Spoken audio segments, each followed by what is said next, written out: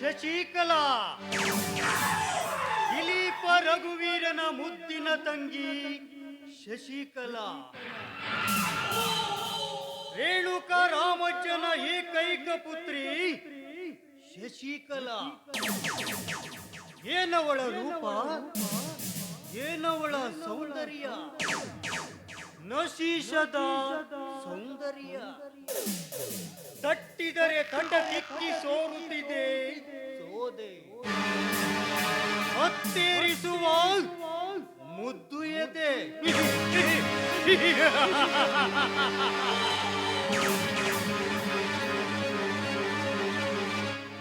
ಗುಲಾಬಿಯು ಬಿರಿದ ಪಕಳೆಗಳಂತೆ ಹೊಳೆಯುವ ಆ ನಿನ್ನ ತುಟಿ